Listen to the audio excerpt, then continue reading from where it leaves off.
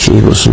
জানতে চেয়েছে উনি নামাজ পড়ার সময় দুনিয়াবি কথাবার্তা আমার মনে চলে আসে, এখন কিভাবে এটা অনেক চেষ্টা করে। নামাজ পড়ার সময় দুনিয়ার কথা মনে চলে আসে বলে এক বোন জিজ্ঞেস করেছেন অনলাইনে। সবারই আসে, কারো কম আসে, কারো বেশি আসে। আর বর্তমান যুগে, ফিতনার যুগে, এটা হচ্ছে সবচেয়ে বড় রোগ মুসল্লিদের। আজকাল পয়সার ফিতনা, ঠিক না? চাকরির ফিতনা, হ্যাঁ, তারপরে গাড়ি বাড়ি নারীর ফিতনা, দুনিয়া ডানে বামে, দুনিয়া এমন ভাবে দুনিয়ার ধন সম্পদ আর দুনিয়ার লোভ লালসার স্রোত প্রবাহিত আছে যে এর মাঝখানে নামাজ পড়তে গিয়ে ফুল মুক্ত হইতে পারি না দুনিয়া থেকে, যার ফলে দুনিয়ার কিছু কথা চলে আসে। আর শয়তান, জিন শয়তান লেগে আছে। আজান হলে পালিয়ে যায়, আবার ফিরে চলে আসে, আবার একামত হলে পালিয়ে যায়, আবার ফিরে চলে আসে। তারপরে ওয়াসওয়াসা কুমন্ত্রণা দিতে থাকে, যেমন নবী সাল্লাল্লাহু আলাইহি ওয়াসাল্লাম হাদিসে উযকুর কাযা উযকুর কাযা উযকুর কাযা, যেগুলো সব মনেই হইতো না, সব কথা নামাজে গেলে মনে আসে। নামাজে গেলে আরে এই কাজটা তো করিনি, এই লোকটাকে তো টেলিফোন করা জরুরি ছিল, করিনি, আরে আজকে তো কয়দিন হয়ে গেল মায়ের সাথে কথা বলিনি, হ্যাঁ, আজকে তো এই মুখের কাছে এত টাকা পাবারে ভুলে গিয়েছিলাম, ওকে টাকাটা দিয়েছি দিয়ে, হ্যাঁ, আরে ও তো টাকা পাবে, ওকে টাকাটা দেওয়া হয়নি।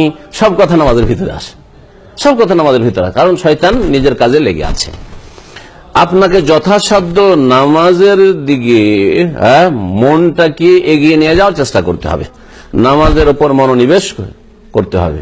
নামাজের ক্ষেত্রে আপনাকে একগ্রতা নিয়ে আসতে হবে, খুশু নিয়ে আসতে হবে। কেমন করে তৈরি হবে তার বিভিন্ন উপায় আছে।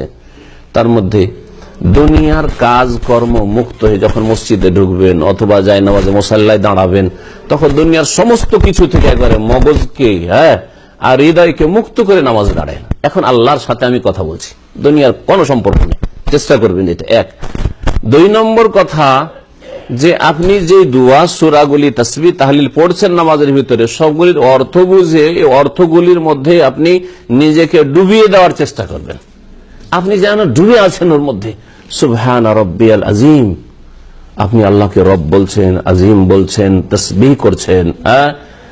ইয়াকা নাবুদু ওয়া ইয়াকা নাস্তাঈন, হ্যাঁ, চোখ বন্ধ করা না, ইবাদত বন্দেগীতে চোখ বন্ধ করে নয়, কিন্তু চোখ বন্ধ করা ছাড়াও অন্তরকে দুনিয়া থেকে একবারে সংকুচিত করে নিয়ে এসে একবার নামাজের ভিতরে ঢুকিয়ে দেওয়ার জন্য সচেষ্ট হওয়া। অর্থ বোঝা জরুরি। অধিকাংশ লোক অর্থ বুঝেন না, দোয়া সূরা অর্থ বুঝেন না, যার ফলে খুশি হয় না, দুনিয়ার কথা মনে পড়ে। কারণ যা আপনি পড়ছেন তাতে কোনো স্বাদ পান না, স্বাদ না পেলে অন্যদিকে মন যাবে না, যাবে না? আরে ভাত খাচ্ছেন, স্বাদ পাচ্ছেন না, তো অন্য খাবারের দিকে খেয়াল যাবে কি যাবে না? আর অন্য কিছু যদি হইতো তো ওই রকম হয়েছে আজকালকার নামাজিদের অবস্থা। নামাজ পড়ছেন, নামাজে তো স্বাদ পান না। তারপরে নামাজে খুশু পয়দা করার জন্য গুনাহ মুক্ত হইতে হবে। গুনাহ করতে আছেন, ফিল্ম দেখতে আছেন, ফেসবুক নিয়ে ঘাঁটতে আছেন, আর মহিলার ছবি দেখতে আছেন, ওই করতে করতে, অথবা আমোদ ফুর্তি করতে আছেন কোন মহিলার সাথে, ভাবির সাথে, শালীর সাথে, আর তারপরে তখন উজু করে ফট করে নামাজ পড়তে চলে আসেন। হয়তো মগজে ওই শয়তান নিয়ে কথাগুলো ঢুকে আছে। কি করে নামাজে খুশু পয়দা হবে? হারাম থেকে মুক্ত হওয়ার চেষ্টা করতে হবে, হালাল খেতে হবে। হারাম খেয়ে এসে নামাজে মন লাগবে না, হালাল খাওয়ার চেষ্টা করতে হবে। এইরকম অনেকগুলো উপায় আছে। তো যথাসাধ্য আপনি ফাত্তাকুল্লাহ মাস্তাতাতু, আল্লাহকে ভয় করেন, গুনাহ থেকে বাঁচেন, এবং নামাজের ভিতরে আপনি স্মরণ রাখবেন যে এটি হচ্ছে আমার হয়তো শেষ নামাজ, মওত আমার কাছে, এক্ষুনি মওত আসতে পারে, এটি হচ্ছে আমার বিদায় নামাজ হইতে পারে।